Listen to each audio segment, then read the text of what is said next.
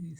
I want to talk about something that I think is really interesting. I've been doing a lot of research and I've been discovering all this new stuff, new revelations, if you will. And I think it's really interesting. I just wanted to share it with people if people are interested in this stuff. So there's this group, and it's tied into obviously the Middle East and what's going on in the Middle East and stuff. And it's not prophecy. It's just a lot of it is actually fact. You could do research and find out on your own. Okay, so there's this group of people. They're Christians. They call themselves Christian Zionists, and Christian Zionists is different than Jewish Zionists that are from Israel. We know who the Jewish Zionist is, who occupy Israel. Then you have the Christian Zionists. So the Christian Zionists, they believe in this really strange philosophy, this theology, and they believe in this Bible that's called the Scofield Bible, which is a revived version of the Bible. And so the Bible from the 1890s was revised and was evaluated, I guess, and translated into this other Bible called the Scofield Bible. And basically, the Scofield Bible is where we get all our doomsday and Armageddon prophecy from.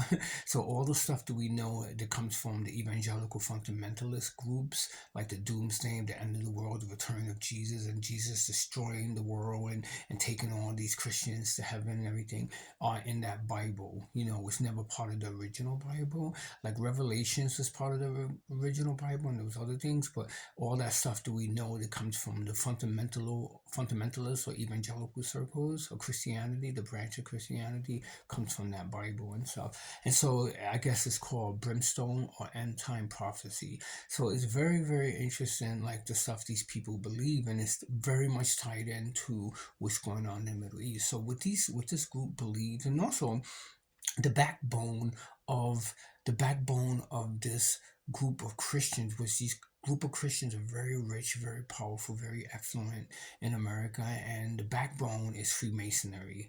And so the Freemasons, we know who the Freemasons are, the secret societies and so on and so forth, and all the presidents come from Freemason background and stock. We all know that.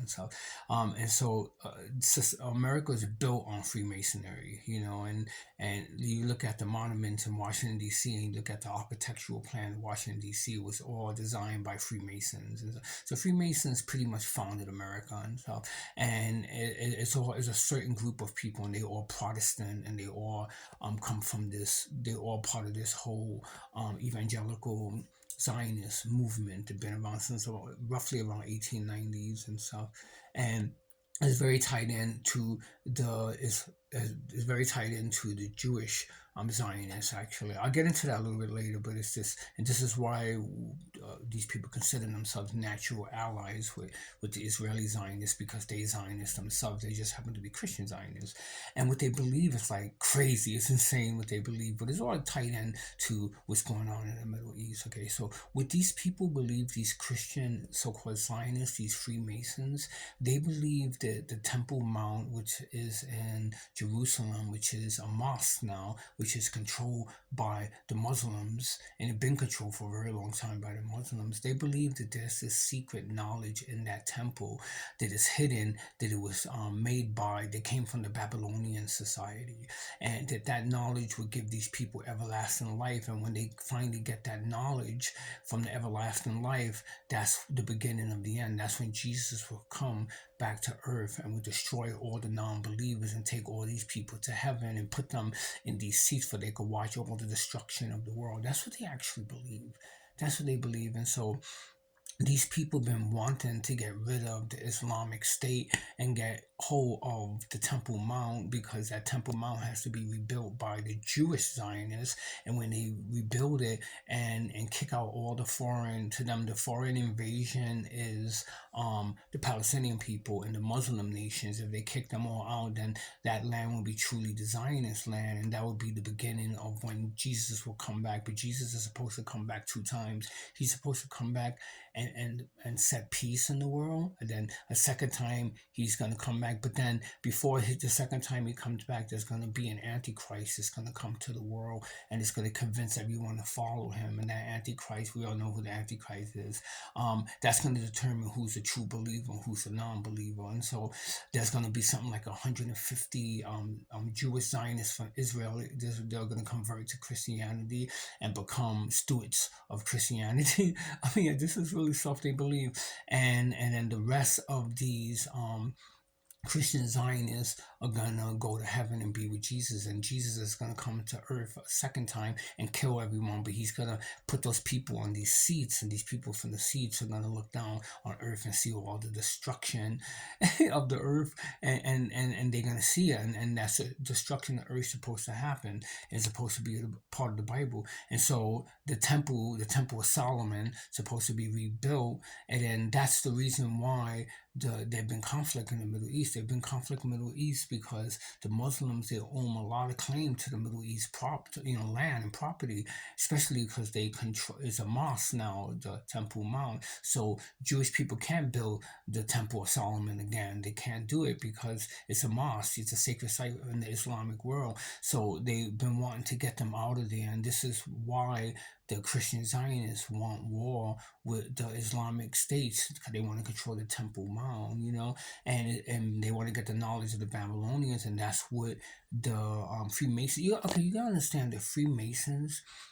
People think about secret society, a bunch of white guys, but really the Freemasons are a demonic and evil entity. They always have been since inception. Always been a demonic and evil entity, and the premise always been anti-Christ. It always been anti-Christ. It always been anti-love. It always been anti-fellowship. It always been anti-goodness, anti-peace. It always been about that. Always been about destruction, and it always been about dominance, particularly European dominance. And so if you study about European, fascism or European dominance or European supremacy, whatever the case may be, is all tied into Freemasons. The Freemasons been controlling the world for such a long time.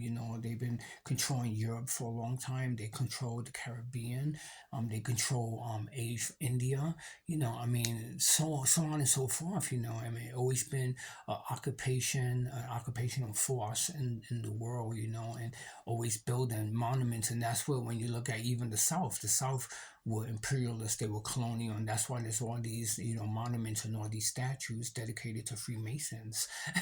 They all over the South, and when people wanted to tear down those statues, people are like, well, that's part of our Southern history, but that's part of the history of white supremacy in America, and this is why people wanted to tear them down. And I believe now there's this new era that's approaching, this new era that's arising, because of there's so many people in the world that are non-white supremacists, that are non-colonial, that are non-imperialistic, that are non-Christian, and when I mean Christian, I don't mean following Jesus, but I mean Christian Zionists. There's so many of those people, and those people really fed up, with how they've been treated, how they've been marginalized. Every group been marginalized in some way by these people, and so right now, people are fighting against it, and that's what the protest is right now. But right now, these people, these like Christian Zionists, they losing their grip and their power in the world right now, and so this is why they want to consolidate their power by destroying the Middle East and also taking over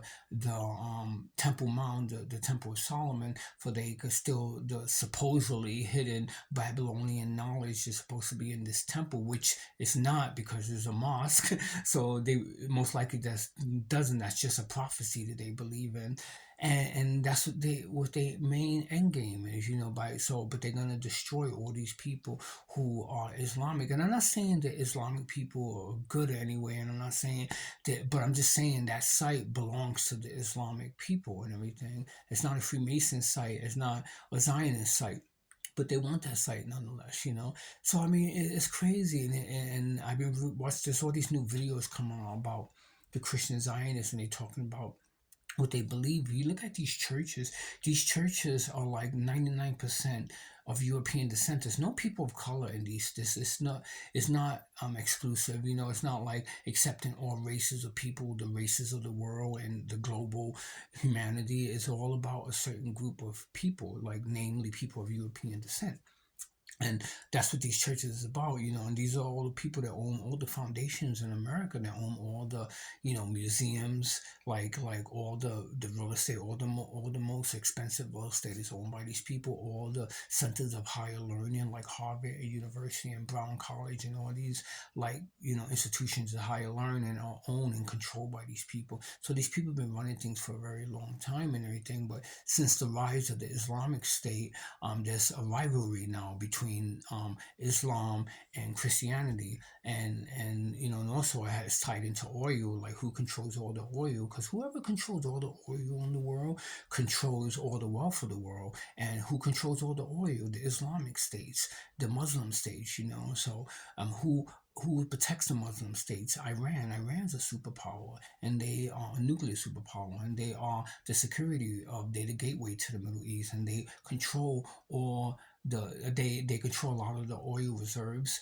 Not only that, they are the chief, you know, the chief security force of the Middle East, protecting the Middle East kingdoms from the West, you know. So if we get into war with Iran and we kill Iran, we destroy Iran, then they have no more security in the Middle East. So that would give us a viable option to go in and steal all the oil. And that's what these, you know, Christian Zionists want. They want to do that. There's a couple of things they want to do. Namely, the first thing they want to do, if they want to, you know, get this temple, rebuild the temple, not rebuild it, but they want to steal the temple from the Islamic State. You know, the temple is called the Temple of the Mount. It's in Jerusalem, and they want to give it to the Zionists because they believe the Zionists. That's a prophecy that that temple is supposed to be given back to the Zionists.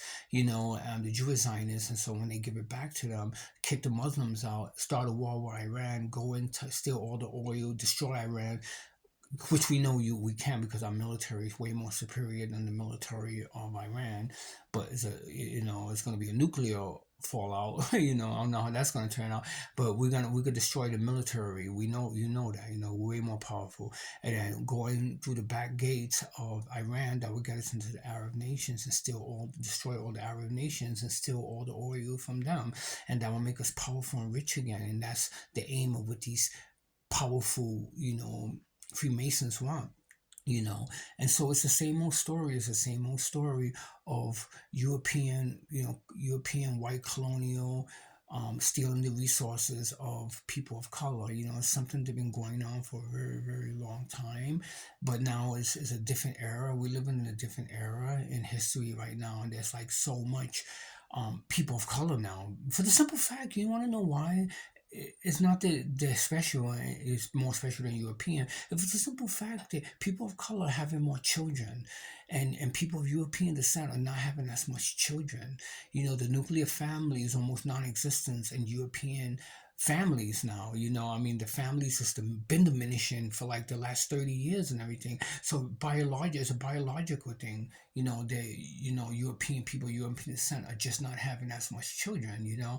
And so when time passes and the world gets repopulated, it's going to be populated with people of color. And those people of color are just tired of being suppressed and being controlled by outside forces, namely European forces, and also being robbed of their natural resources. People just don't want that anymore. People want to live in a fair and just world, and live in a peaceful life, you know. But how can you do that when you have the Zionists, the Israeli Zionists occupying Palestine, and subjugated people to live a life of dehumanization, you know, and suppression and marginalization? How is that fair? How is that godly? You know, and also doing everything in the name of God and believing in a Bible that was rewritten in the 1890s is absurd. It's like believing in fantasy, and just really the end game for these people is just control, dominance, and power.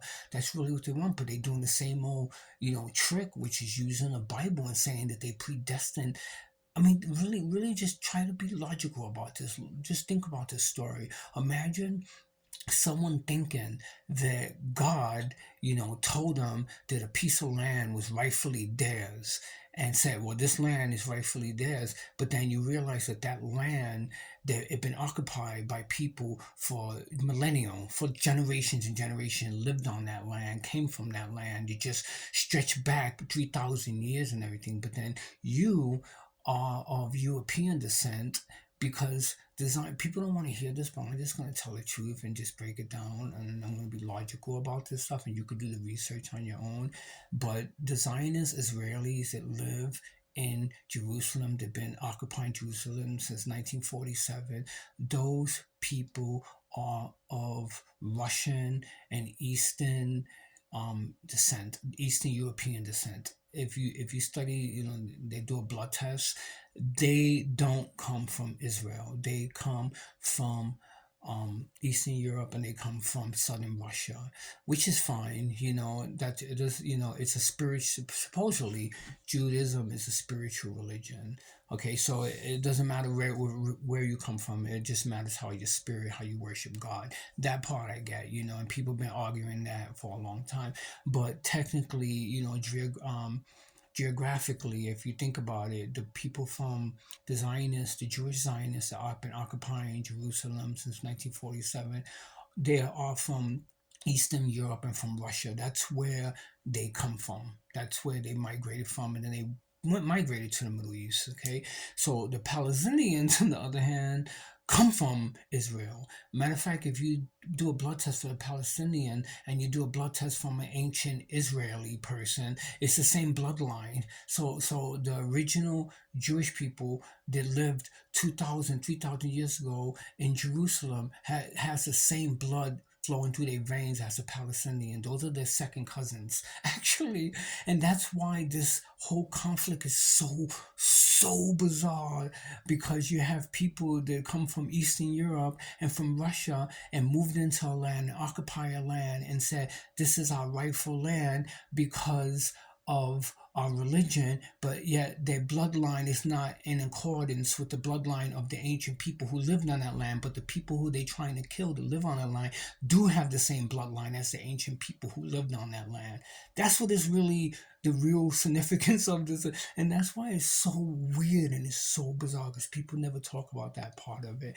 And you could do the research on your own. And in the 14th century, the reason why Eastern European ended up in Jerusalem, ended up Zionists and everything, and came from Russia and came from Eastern Europe, is because in the 14th century there was a city of mercenaries in southern Russia, and those people didn't have a religion. They were pagan, and the king of that land, or the prince of that land, wanted a religion for the people of the southern Russia. So basically he sent out all these missionaries to go to different religions and test the different religions. And so the religion that he found was more suitable for the Russian people was the Jewish religion. So he pretty much converted his whole kingdom to Jerusalem, and I think it's called Kazakhstan, that part of Russia and stuff.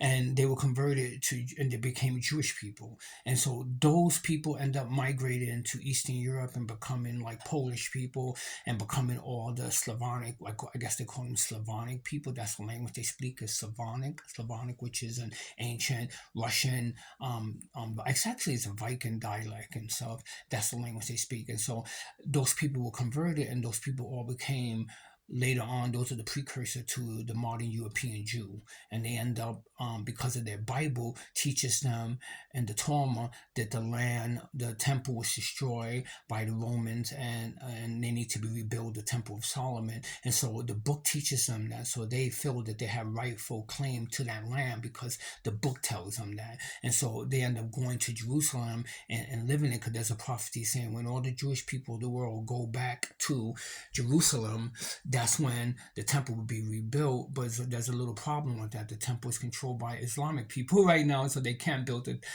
So just get them out of there and rebuild the temple, steal the temple, rebuild it, then the prophecy will be fulfilled. So now if that prophecy is not fulfilled, that means the prophecy is not viable, it's a lie, right? So you know what that means for the Christian Zionists? That means that Christianity is a lie, because Jesus was a Jew. So we need, those Christian people need the existence of the Jewish state in order to give validation to their religion, because their religion is non-existent if the state of Israel doesn't exist. And that's what it boils down. This is why they sign. This is why all these Christian people in America are siding with the Zionists, because they feel like, well, if their religion is not viable, then our religion is not viable, because we ride on the coattails of the Jewish religion because we're Christians, and that's what they believe. They don't believe that their religion is spirituality, and you know the weird thing, and I'm going to end this video blog with this, the most weirdest thing about this whole thing, that Jesus, which I believe in, I'm consider myself a Christian. So Jesus said that he's the fulfillment of a new law. And then that new law is the law of non-suppression. So that's the law of love. That's not the law of dominance, which was the law of the Old Testament. So the New Testament, Jesus is the new. He's the Messiah. He's the new law. So the old law was abolished. So those Christians, they trying to follow the old law, was the law of dominance, was the law of supremacy, which translate as a law of white supremacy, actually, and colonialism and imperialism. That's really what that translate as: the power of white society, the power of the affluent family, the power of the aristocracy, so on and so forth. I mean, that's what that's really about. Hence, that's why it leads to the Freemasons that built America and control a lot of the world. So, but Jesus is the God of love, and Jesus is the New Testament, God and everything. So them believing in the renewal of the state of Israel is kind of a false perception, false doctrine, because then that it takes away all the validation for Jesus, and it just proves to them that Jesus is nothing. It proves to the world that Jesus is nothing if they believe in the Old Testament rather than believing in the New Testament, which is the new covenant, which was bestowed on the earth by Jesus. And that's the thing that's really bizarre, that they don't even believe that. So they're not following God. They're not believing in God. They believe in something else. And I just think that's fascinating to me.